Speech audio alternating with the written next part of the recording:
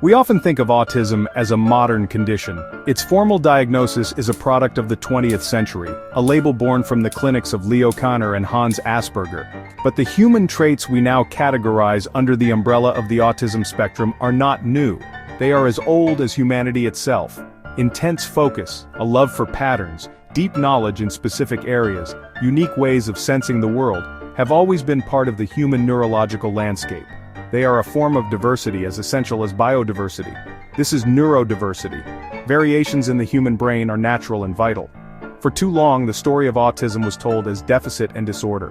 We focused on what people supposedly lack, rather than what they possess. What if we looked back not for a diagnosis, but for evidence of traits at work? What if we searched for their impact on civilization?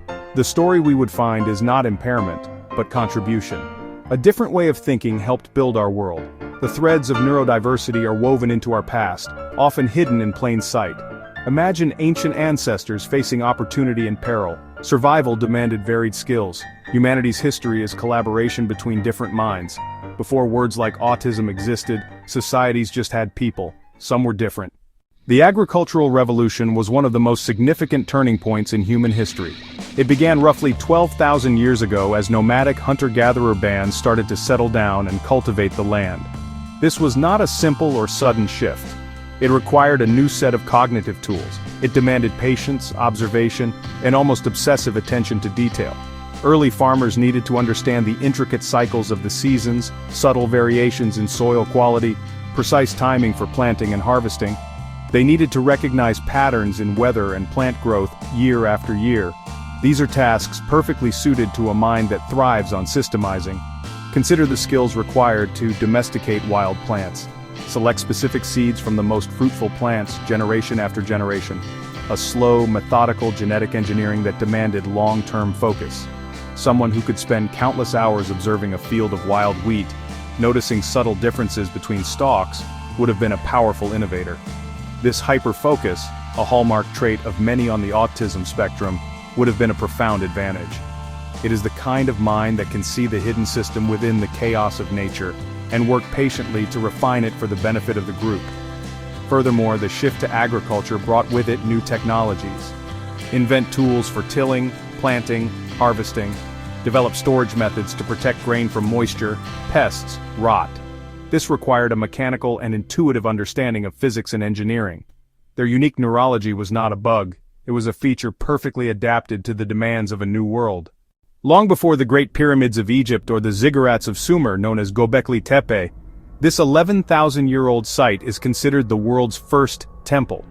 It was built by hunter-gatherers, a fact that shattered our previous understanding of ancient history. The site consists of massive T-shaped stone pillars, some weighing over 16 tons, arranged in complex circles. These pillars are covered in intricate carvings of animals: foxes, lions, snakes, vultures. The sheer scale and geometric precision of Göbekli Tepe suggest the involvement of minds capable of extraordinary planning, spatial reasoning, and sustained, focused effort over many generations. The creation of Göbekli Tepe required a leap in abstract thinking. Someone had to envision the complex design, organize the labor, oversee quarrying, oversee transport of the massive stones. This level of project management points to a systemizing brain, one that could break down a monumental task into a series of achievable steps.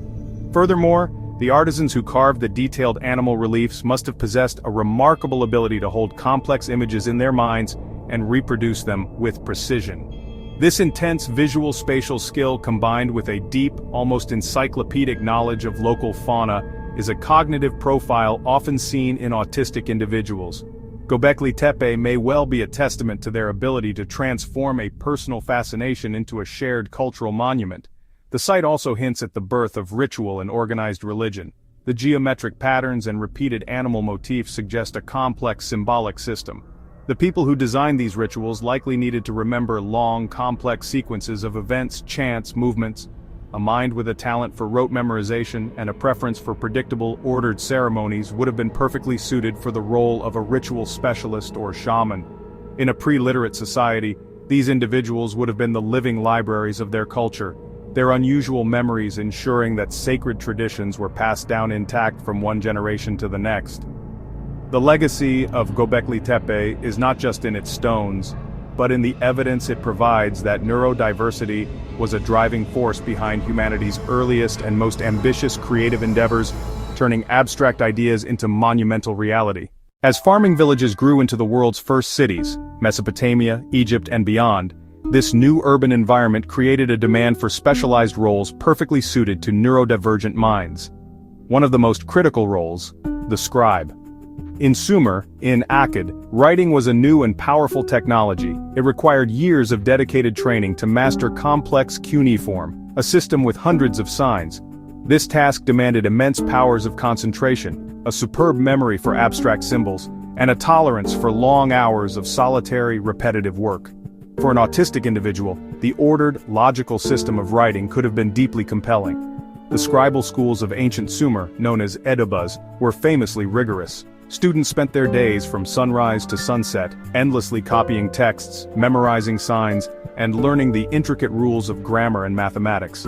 While many students may have struggled with this rigid discipline, a neurodivergent mind might have thrived. The structured environment, the predictable daily routine, and the focus on a single complex system would have been a perfect fit. These scribes became the administrators, accountants, and librarians of the ancient world. Their ability to meticulously record laws, manage inventories, and preserve sacred texts was the essential software that allowed the hardware of the city to function. Religious life in ancient Egypt and Mesopotamia also provided a space for unusual minds. The role of a priest often involved memorizing and reciting lengthy, complex hymns and rituals. Maintaining the cosmic order depended on absolute precision, without a single word or gesture out of place. An individual with an exceptional memory and a love for routine would have excelled in this role. As civilizations flourished across the ancient world, from the Fertile Crescent to the river valleys of India and China, each developed its own way of understanding and integrating people with unusual behaviors. What is striking is the general absence of the kind of stigma we see in later periods.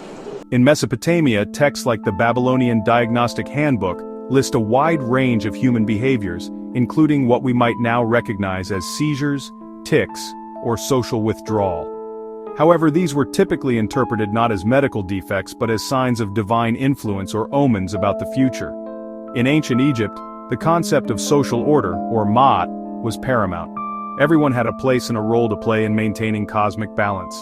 Evidence from art and skeletal remains suggests that individuals with physical disabilities were integrated into society and cared for. It is logical to assume that this ethic of inclusion extended to those with cognitive differences. An individual with autistic traits who could perform a specialized task, master craftsman, a diligent farmer, a keeper of records, was contributing to ma'at. Further east, in the Indus Valley civilization, we see cities like Harappa and Mohenjo-Daro, which were remarkable for their incredible standardization and grid-like planning. The uniformity of the bricks, the precisely engineered sanitation systems, and the orderly layout of the streets all point to a culture that placed an enormous value on precision, order, and systems. The final product is a testament to systemizing thought on a massive scale. It is possible that the leaders and planners of this society were themselves neurodivergent, or at the very least, they created a culture where the traits of pattern recognition and meticulous planning were elevated to the highest level of importance. Even in ancient China, early philosophical and medical texts show a nuanced understanding of mental variation. Traditional Chinese medicine was based on the idea of balance between different forces within the body and the environment. Unusual mental states were often seen as a temporary imbalance rather than a permanent defect. The focus was on restoring harmony, often through changes in diet, environment, or activity. This holistic approach provided a framework for accommodating difference without resorting to exclusion. In the ancient Middle East, the line between the physical and the spiritual world was porous. Everything that happened, from the flooding of the Nile to a person's unusual behavior, was imbued with divine meaning. Societies in Assyria, Babylon, Sumer did not have a concept of neurological disorders. Instead, they had a rich cosmology populated with gods, demons, spirits that could influence human minds and bodies. When a person behaved in a way that was markedly different from the norm, if they were nonverbal, had intense and unusual interests, or were socially withdrawn, it was often believed that they were under the influence of a supernatural entity. This interpretation could be positive or negative, but it placed the individual within a sacred context. This spiritual framework often led to a role of honor and respect. An individual who seemed to be in their own world, who did not engage in typical social chatter, might be seen as someone who was in constant communion with the gods. Their utterances, which might seem nonsensical to others, could be interpreted as prophecies. Their intense focus on a particular subject, such as the movement of the stars, could make them the community's designated astrologer or seer. In a world without scientific explanations, a spiritual one provided meaning and, often, a valued social niche. The village eccentric was not someone to be cured, but someone to be consulted. Babylonian cuneiform tablets, for instance, detail various conditions and link them to specific gods or demons. If a person was seized by a hand of God, it was a sign that a deity had chosen them for a special purpose. Rituals were performed not necessarily to cure the person in the modern sense, but to appease the deity and understand their message. This approach transformed a potential social problem into a religious event. The person was not an outcast. They were the focal point of a sacred drama, a living link between the human and divine realms. This spiritual lens allowed ancient societies to find a place and a purpose for minds that we might today rush to diagnose and medicate.